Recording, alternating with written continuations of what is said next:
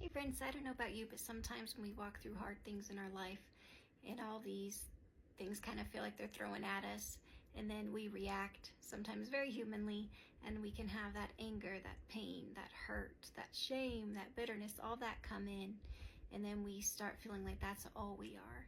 And at one particular moment in my life, I was just thinking, I don't have one drop of sweetness left in me, God. I felt so bitter. And he, in the kindest way, just reminded me that he had not given up hope on me. He was not kicking me out and saying, that's it, you annulled it, you annulled the contract, you're not my daughter no more. He just told me, one, that he still loved me abundantly and beyond measure. And two, he said, just come to me, let my love wash away all that bitterness. And all you're going to be left with is sweetness. So sometimes I think it feels like almost just this thing that's in our heart, and you can almost feel it, right? Bitterness, anger, resentment, pain, and it starts kind of consuming you, and it feels like it is covering up all that good that's in you, and sometimes you start feeling like it's warping who you are. But God just told me to tell you, if you're feeling that today, that is not the end of your story. Just because you may be wrestling with some things right now, that it's not the end, and it doesn't have to win. You just run to him, and you let his love wash away all that bitterness, all that pain, all that hurt, whatever it is in your heart, friend, and you're going to be surprised that when all you feel is bitter, you let his love wash it away, and all you're going to be left with is sweetness. And that this is not the end of your story. And he reminded me of the beautiful story of Naomi in the Bible to go along with the words that he gave me. I love when he gives me scripture to just kind of say, yep, you're not crazy, you're not making this up. This is actually what I'm trying to teach you, daughter, so listen up. The story that he gave me was the story in the Bible of Naomi, and it's found in the book of Ruth if you want to go and read that for yourself. I'll do a really quick rendition of it for time's sake. But her story was she was an Israelite woman. Her and her husband moved to another country, and they have this beautiful sounding life together, and the world is seeming to be great and wonderful until it isn't. And her world literally falls apart. And as first her husband passes, and then her two beautiful sons, which I'm sure were the apple of her eye, her very beating of her heart.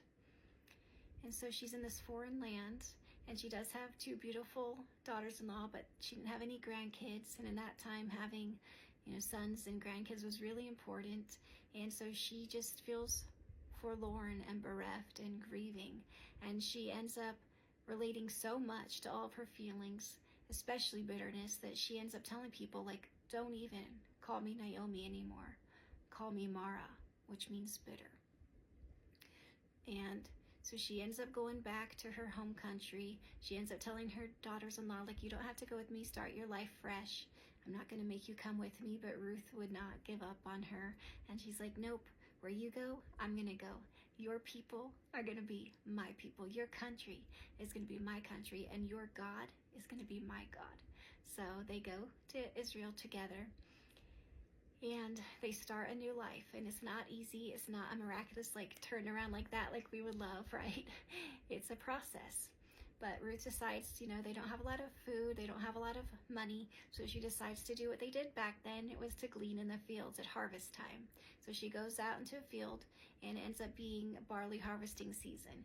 And of course, she doesn't know anyone. She's new there, but she just chooses to go to this random field. It ends up being the field of a man named Boaz. She ends up finding favor in his eyes. He ends up telling his servants to end up leave more of the barley so she can do less work for more reward. And then he invites her to come and have lunch or dinner, whatever, with his servants and him. And then he even gives her more grain. So just blessing upon blessing is heaped on her. So she just goes back to Naomi overjoyed. She tells him of this man that she met named Boaz, and how she just stumbled upon his field.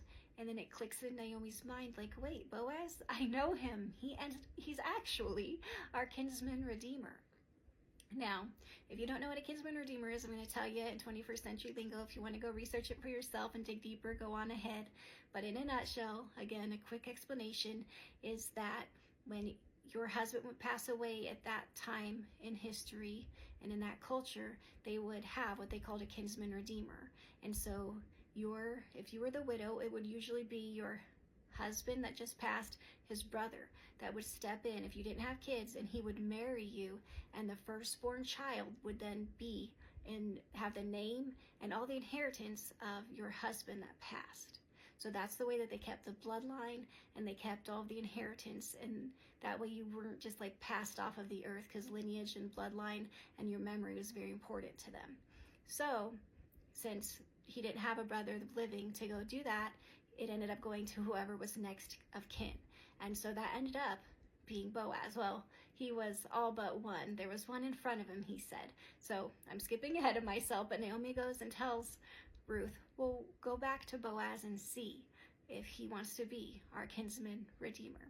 So she goes, does all this stuff, ends up, he says yes. And he just seems like this amazing man. He just seems kind, like I said before, with all the things that he did, and just generous and loving. And he says, yes, I will be your kinsman redeemer, but there is one ahead of me in line that's closer in line. So let me go see if he wants to do it. If not, I will be your kinsman redeemer. So he goes, he does it all by the book. The guy ends up saying, yes, I would love the land that comes as the inheritance, but I'm already married and I don't want to get into all of that with having to have a child with Ruth and all the stuff that could happen from that, repercussions of that. So he says, nope, I'm going to say no. So Boaz ends up being their kinsman redeemer, this kind, loving, gentle soul. And the best news, they get married, and Naomi has her dream come true. She has a grandson in the name of her son that passed. Everything that had felt stripped from her, taken from her, she got back double for her trouble. And the best news, I think, that's pretty amazing in itself. And Ruth and Naomi were set up for life. They had great, bountiful life. They were overjoyed. Like, God really did turn their mourning to dancing. He turned their tears to laughter, just like it says in his word that he'll do for his children. But then on top of that, if you read through history, you will see that this son that was born of Ruth and Boaz, in the name of Naomi's son, ended up being a great whatever grandpa in the line of Jesus. Friend, God is mighty to save and mighty to restore, and he can flip the script in a heartbeat. And yes, sometimes it feels like a lot longer than a heartbeat in our humanness and our human understanding. But what I'm trying to tell you is that whatever we're walking through that seems hard and bitter, and we just feel stuck in that one, he wants to go there in that pain and process it with us, and he wants his love to wash away all that so we don't have to stay mired in it.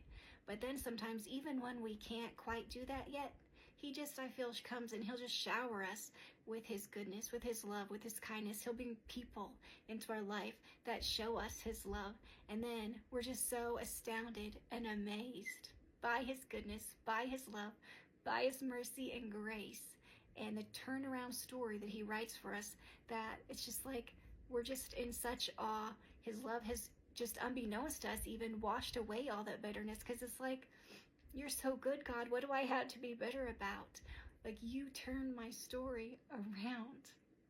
And he just sets our feet to dancing, because we can't quite help but dance when he does that, right? That, my friend, is going to be your story and mine. This is not the end of the road for you or for me.